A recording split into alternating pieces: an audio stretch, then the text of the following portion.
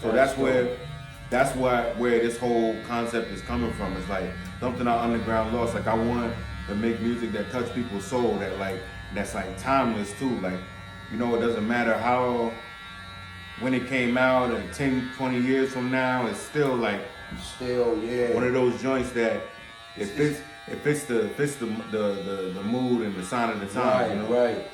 What engineers that?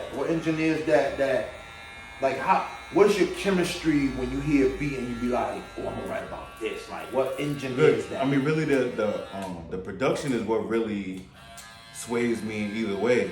Right. You know what I'm saying? Like you know, music, when I hear production or whatever, good production, like music has like a frequency where it gives you a certain emotion or puts you in a certain frame of mind.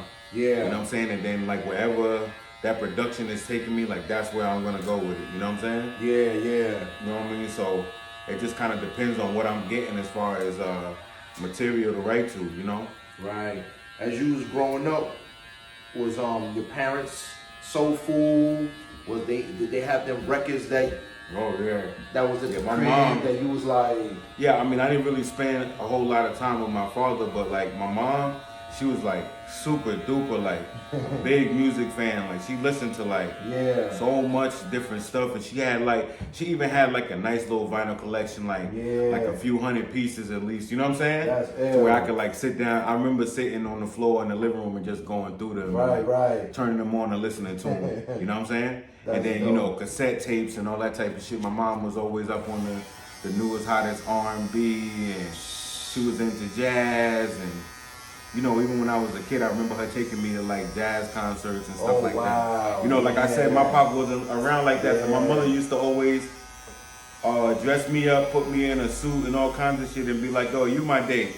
Hey, you know what I'm saying? I'm 10, 11, 12 years old, and she's like, grab my arm like this, and she's like, you my date for tonight. That's it. You know what I'm saying? And we go to like Westbury Music Fair, and you know what I'm saying? Stuff like that. I remember that, man. You know, that had a big effect on me too, being young like that, you know? And that's what I'm saying, like that's what she made you who you are now, man. That's you know, it was her, and then you know my older brother, him being a Bronx native, and me spending a lot of my free time, like weekends, holidays out of school. I spent a lot of time with him, you know, all growing up since I've been like 3, 4, 5 years old. You know what I'm saying? Right. So like him being a DJ, he really molded the type of artist that I am too, because he gave me so much like advanced teaching about hip hop, and you know, because he was around as it was being conceived, you know. Yeah. And how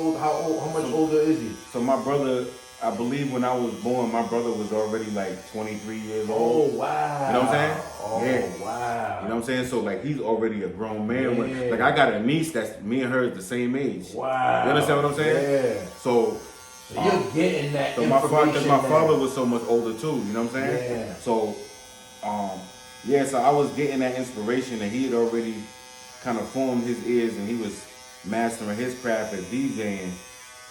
And once that he really got the inkling that I was really into the hip hop thing, he drove that home for me, you know? In school, what grade average were you like? A student, B student? No, I would say like probably up to like maybe 6th grade. I was doing good. I had like A's and B's. Like I was like, you know, I probably 7th, 8th grade. I remember 7th, 8th grade, my grades started to slip. I remember 8th grade. I had got one report card where I had like all F's and like 2 D's type shit. And I remember I got in wild trouble. Like my mom was hot. Like she was ready to, that shit was crazy. Yo, that's deep. And I say that because I know English must have been your main like I've subject, always done well in English. It just so happened that in 8th grade, I was in there with this kid that he was like a class clown, and that nigga just had me like bugging, and he had me doing this shit too, like joking in class, like. But if you look at my whole history in school, like it was always English and science and social studies that I always got the highest grades in. Yeah. So 8th grade I almost flunked out, but I picked it up at the last minute and was able to get out of middle school. And then when I got to high school, my grades probably slipped a little bit in the 9th grade, and then I brought them back up. I had to go to a couple of summer schools too. Yeah. You know what I'm saying? But I pulled it out. I think when I graduated, I probably had like a 3.0 or like a little bit less, like a 2.8, 2.9, something like that. I know. I went to college though too. Oh, that's dope. I know the teachers probably will flip their ass up if they hear your vocabulary skills, because they're like, that dude right there, he great. I mean, the thing about class 2, why I used to not always, because I used to just be sitting in there writing rhymes. I wouldn't even be listening to what the teacher was saying, or I might pick words that they were saying, like pick a word that they said that I don't really not familiar with, and then just try to make rhymes with it or whatever. Or I wasn't really zoned in. I was just really in my own world. You know what I mean? That hip hop, man. I know that hip hop gravitated to That's the all soul. I really cared about. You know. Wow. How old when you started rapping? When you started like really? I probably wrote my first rap like 4th or 5th grade. Yeah. Something like that. Yeah. You still remember that? Hell no. That was a long ass time ago. I know that shit must have had dope vocabulary in that. Definitely the English has always been like I just think the English language is ill, how you can play with it and twist it around. The syllables and everything is just like always been fascinating to me, you know what I mean? Yeah. Nah, that definitely is your knack, man, because I write bars, I write a lot of music. I've been writing since like 86, but just studying your art, you grab that shit like a ball player, one of them Pippen, Jordan type, you know what I'm saying? Yeah.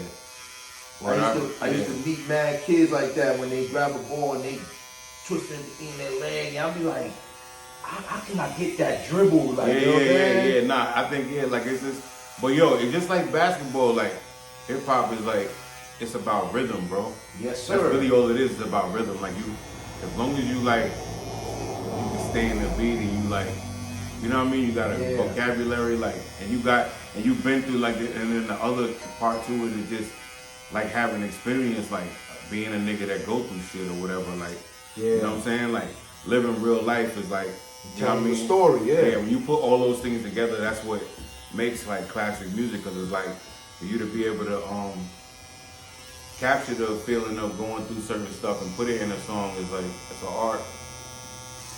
That's dope. That's real dope, man. And if you wasn't rapping, what would you think you'd be doing? Shit, I mean, because I know your vocabulary is crazy, so that vocabulary is gonna take you to somewhere else. Yeah, I mean, shit. I'll probably. I mean, something I always wanted to get into was like writing different stuff. Like I feel like I could be a writer for a magazine or a publication or something like that. Like I feel like I know, you know what I mean? I feel like I know enough about the culture and enough about the art to, you know what I'm saying? Hey, I definitely feel like on the side, right? Yeah, I definitely feel like even if I wasn't rapping, I would still be doing something involved with the culture. Like even beyond rapping, I just like talking about hip hop and trading ideas with people and opinions on stuff, you know? Right. That's ill. Long Island, man. What Long Island mean to you? Man, it's home, bro. Like, I complain. I remember when I used to live here, I used to complain about it. Like, I used to be like, this shit boring.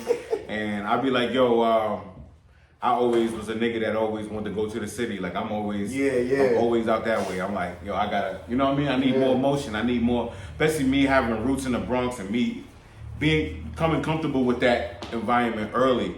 Because it is different from here, you know? And me just getting acquainted with, I've been riding the subway, since I was a little kid, and knowing how to do all of that and get on the bus in the city and, driving around the city and things like that, me and my friends in high school, sometimes we would cut school and take the train all the way into New York and just run around, So I definitely I love Long Island. You know what I'm saying?